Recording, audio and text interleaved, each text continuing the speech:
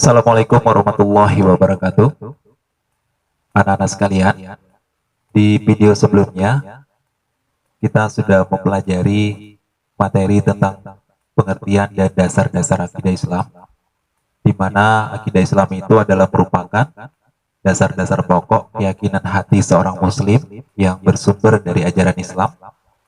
Sedangkan dasar-dasar akidah Islam itu ada dua. Yang pertama adalah Al-Quran dan yang kedua adalah Al-Hadis. Dan Bapak yakin bahwa anak-anak sekalian sudah memahami materi tentang pengertian dan dasar-dasar akidah Islam tersebut.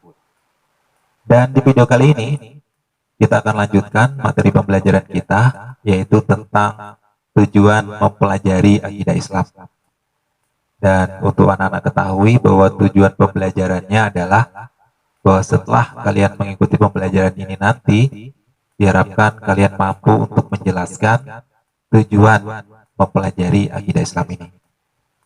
Anak-anak sekalian, ada suatu pertanyaan yang mendasar, kenapa mempelajari akidah Islam itu menjadi suatu hal yang sangat penting?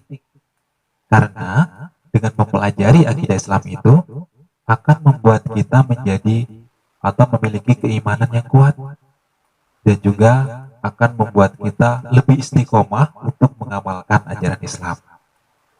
Lalu apa tujuan dari mempelajari akidah Islam ini? Yang pertama adalah untuk memupuk dan mengembangkan dasar ketuhanan yang ada sejak lahir. Perlu anak-anak ketahui bahwa setiap manusia secara fitrah, manusia itu adalah makhluk yang berketuhanan. Artinya, sejak dilahirkan, manusia itu sudah cenderung mengakui adanya Tuhan. Jadi dengan naluri ketuhanannya itu, manusia akan selalu berusaha untuk mencari Tuhannya.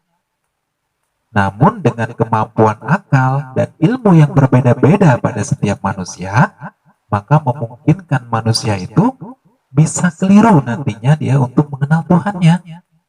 Makanya dengan adanya akidah Islam, naluri atau kecenderungan manusia akan keyakinannya kepada Tuhan yang Maha Esa itu dapat dikembangkan secara benar.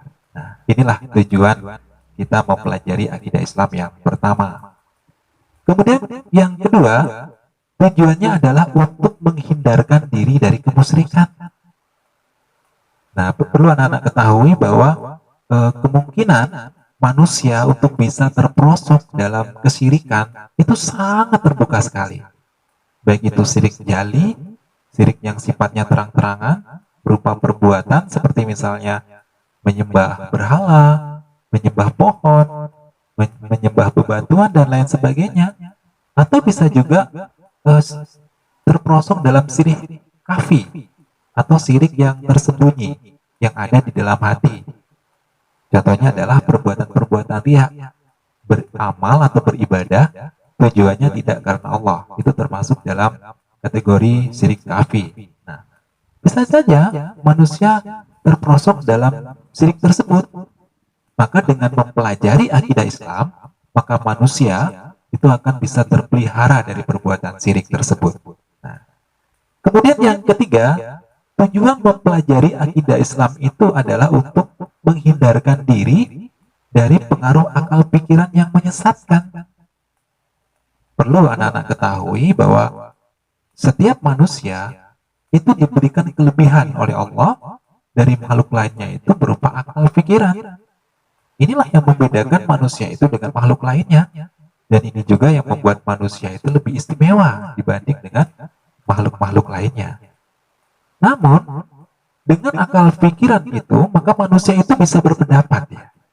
Bisa memiliki pemahaman-pemahaman, dan itu hanya didasarkan pada akal manusia. Karena akal manusia dasarnya, maka bisa saja manusia ini kan makhluk tidak sempurna, maka bisa saja akal pemikirannya itu salah, dan kadang-kadang bisa saja menyesatkan manusia itu sendiri. Nah, oleh karena itulah, akidah Islam fungsinya di sini adalah untuk meluruskan atau membimbing akal pikiran manusia itu agar bisa terhindar dari kehidupan yang sesat atau pemikiran yang menyesatkan.